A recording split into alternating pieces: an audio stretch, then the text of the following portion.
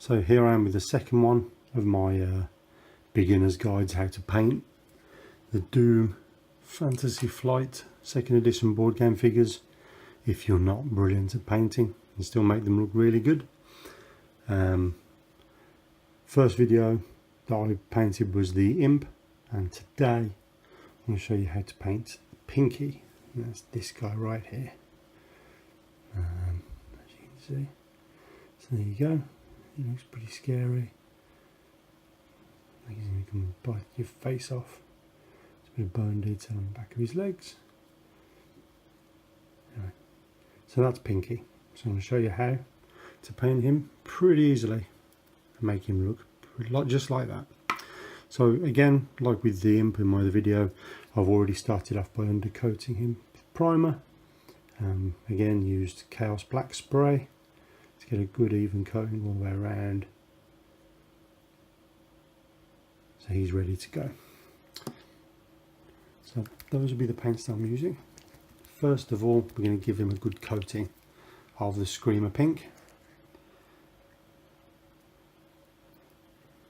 And this is the one I've got the broken box of, so you have to bear with me while I kind of faff around a bit to get some paint on my brush, ready to coat him good and proper. And again, you want to thin your paint down a bit, make it last a bit longer than normal.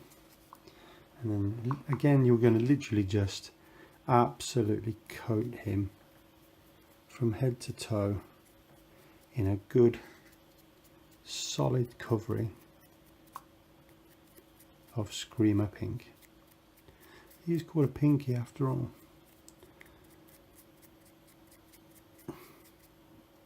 No need to be worried about being too accurate. Just make sure that you get some pink on all of him. So we come back later and we'll do a second coat.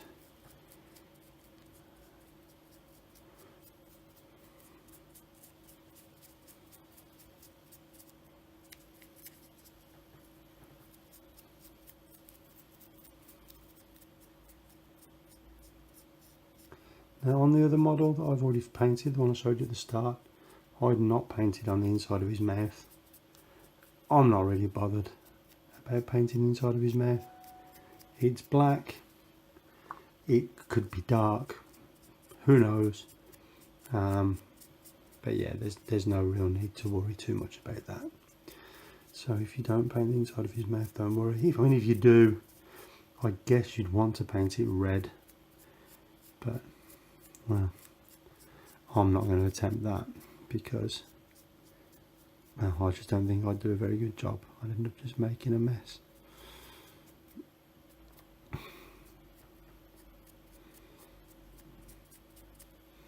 again, this base layer is fairly watered down. Not massively. I mean, it's still got a decent consistency.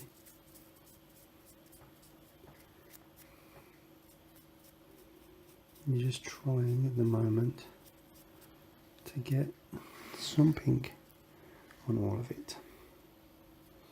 And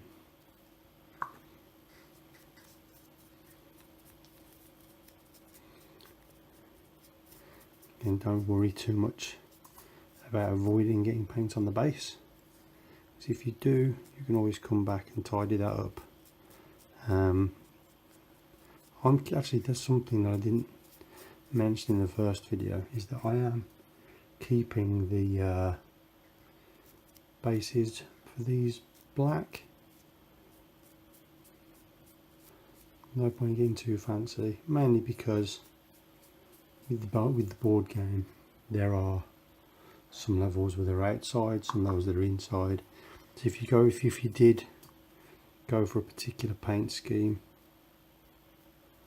they'd end up looking silly in one circumstance or another.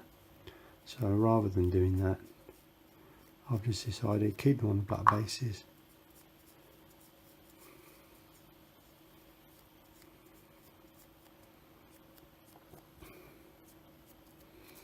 So I'm nearly getting there. A couple of tricky sections around his knees, under his legs.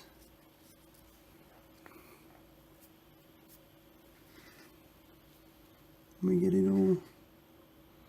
This bit round by his feet.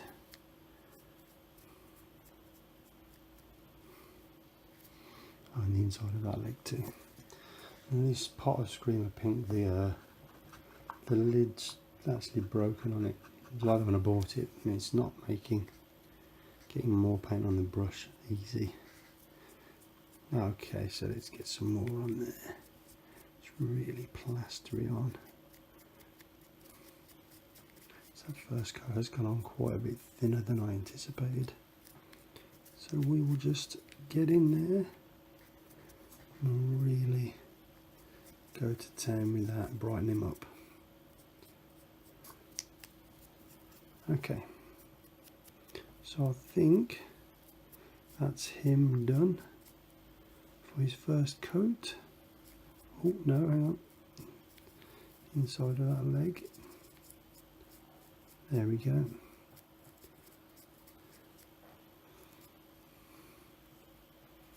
So now that's pretty much him done. So I just need to put him to one side for 15 minutes or so to allow that first coat of paint to dry, and then we'll come back and we'll put on the second coat.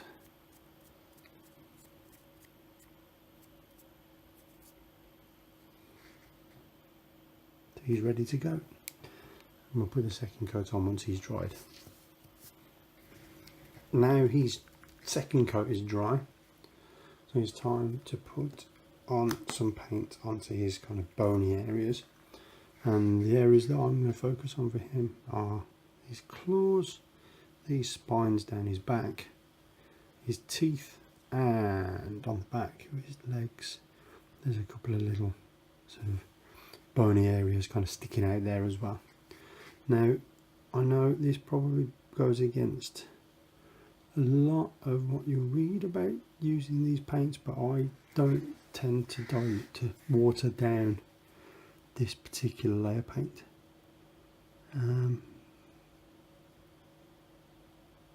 Just again, take your time, try to just get it on. Now you are probably going to need to do 2 layers of this anyway, and with it being a layer, the first finish that you get after the first coat won't look brilliant, so you will have to come back and do it again.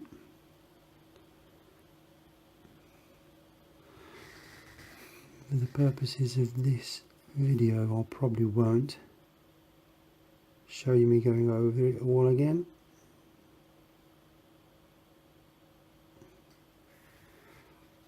Feedback received. So anyway, yeah, so we're going around now doing the claws on his hands. Again, try to be as neat as you can,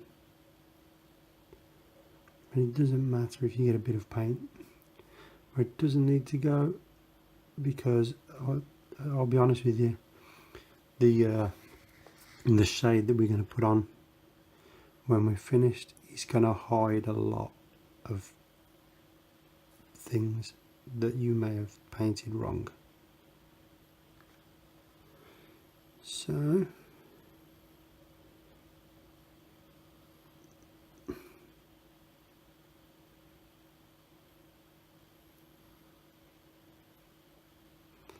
taking a tiny bit on the brush.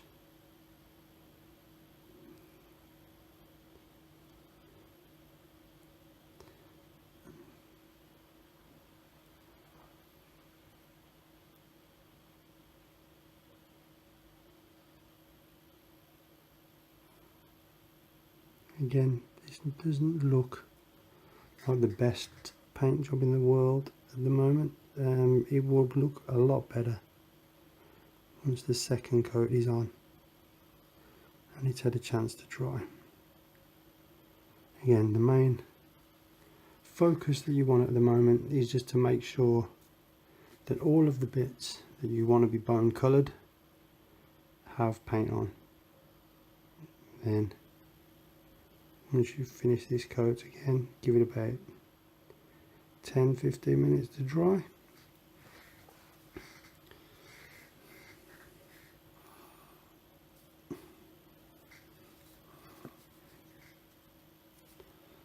Let's stick this on the base part, lift it up a little bit. Okay.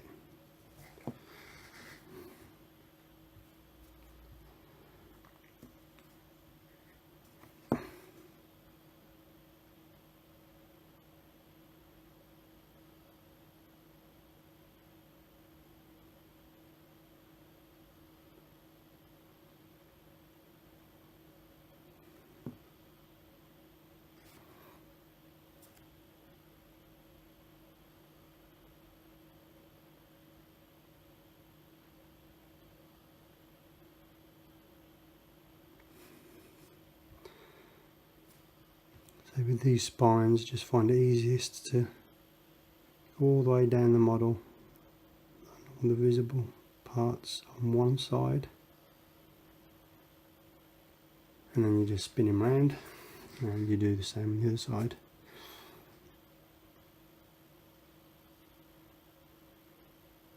And then after you've done that, you can have a look around the model to see what you've missed, but I'll just generally find it best to try to keep it as still as you can while you're going down either side.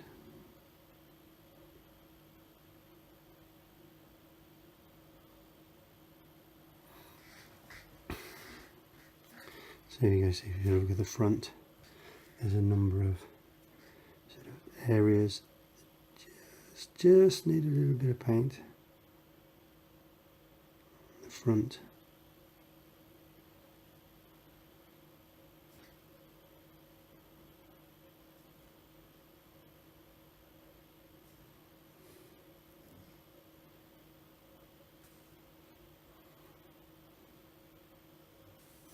Let me just check the back as well.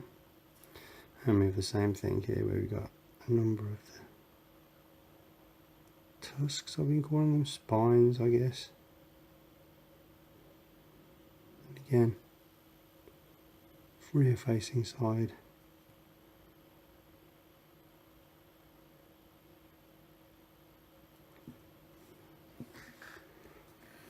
And pretty good. Oh, just remembered he has 3 tiny little ones on the top of his head.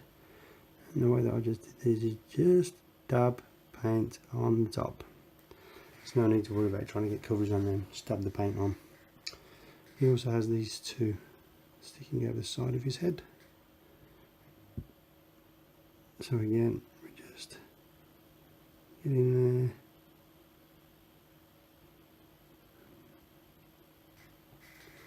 As we covered as possible, and turn him over. Do the same from underneath. And just check him from various angles. Make sure you haven't missed anything. I mean, if you do get some of this paint somewhere that you're not happy with, so if you slip and you end up painting his face in or something like that, the time, what I would recommend is that you wait until you have finished all of the bone areas and then return to the parts that you messed up and just go over them with a little bit more of the screamer pink. Okay, so that's that now. Just his other hand left to go, and then the spines on his back.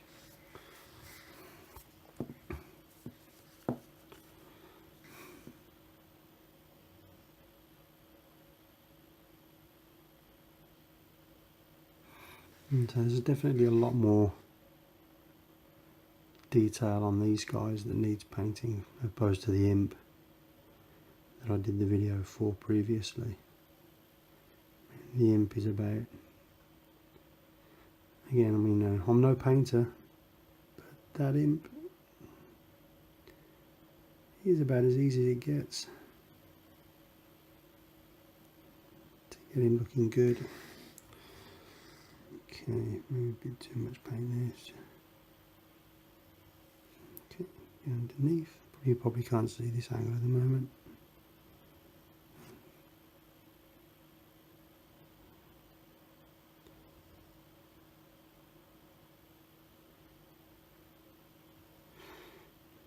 And then just that thumb.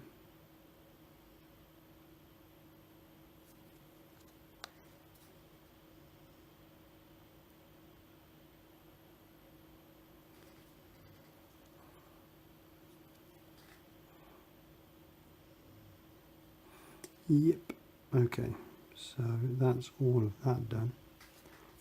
Then, yeah, these little bits on his back. Now these, they are quite tricky. But again, like we did with the tiny tusks, you don't really need to paint them that much. Just a tiny bit of paint on each one where they're raised up will be enough, just to kind of lift out that extra bit of detail.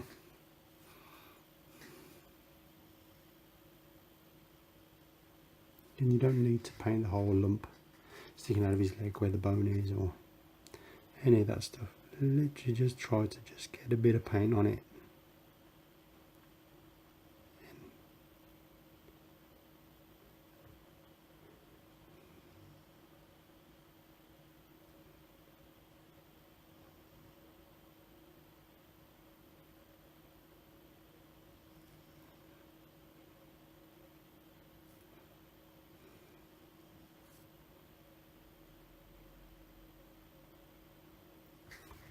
And there we have it. So that's pretty much his first coat of Screaming Skull done. When that's dry, we'll come back and do a second coat. I won't bother adding that to the video. It'll just be me waffling on while I do exactly the same as what I just did. So after this, we'll come back and we'll apply the Ryken flesh shade to finish him off. Actually, you know, I just realised while I was painting the other ones, because I am doing all of my pinkies at the moment while I'm doing these. I forgot that in the one that I was painting for the video, I hadn't done his teeth. I'm to do his teeth now. So again, you have your layer of Screaming Skull, and then essentially you just need to just work as little of the paint as possible and just try to just catch the teeth at the bottom of the mouth. Again, you don't want to put too much on them. Just try not to go too far down. Again, if you get painting between the teeth, it's not a big deal, because when we put the shade on in a bit, the shade is going to kind of fill them in, make them look very dirty. So I'm pretty sure Pinky probably doesn't brush very often.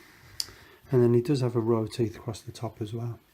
And again, it's kind of similar with a little bit of Screaming Skull on the brush. You just sort of run it across there, just looking to just catch the top raised surface of the teeth. Again, if you do get in the cracks, it's not a problem. In fact, I mean, you might want to get it in the cracks. But yeah, that's all you need to do as far as painting his teeth is concerned. And then we'll get back and we'll wash them when they're dry. He's ready to go. So we get our Ryken fresh shade. And this stuff, again, pretty much like with the imp that I did on the previous video. You get a decent floppy brush. get a decent amount of the paint on there, and you just go to absolute town all over the model. Again, if this is the first time you've watched one of my videos anyway, you're not familiar with these paints. The shade paints, well, they're kind of some kind of voodoo magic or something. They're designed so that they pull up in all of the little detail in the model. So all of the nooks and crannies, all of the sort of, you know, muscle tone, the face, the teeth, all of this stuff. When this dries, it'll all be brought out. So we're kind of, yeah. Again, for people like me that aren't very good at painting, detail and shading, these paints are magic, and I love them because it means that you can get a decent look. Again, I mean, there's no real guidelines of how much of this you want to plaster on the model. I mean, what I would probably say is give it a coat. When it's finished and it's dried, take a look at it, see what you think. If you're not happy, if you think it needs a bit more shading, then just, yeah, get another coat on. If you're happy with what it looks like, then that's it, you're finished. I'm going to leave this one with just the one coat because it will bring out detail, but won't make him too dark. I found when I did my first one that doing 2 coats of the shader did have a tendency to kind of make the model look too dark. But there you go. So as you can see, there he is. Looks very shiny because he's been being wet. When he's dried, he will look pretty good. And again, when he dries, he will end up looking something like this guy. And there you go. So that's how to paint the minis of Doom Fantasy Flight Game 2nd edition if you're not very good at painting. Thanks for watching. If there's a particular mini you want me to see me do next, leave a comment, and if I see it in time, I'll try to do that one next. Thank you for watching.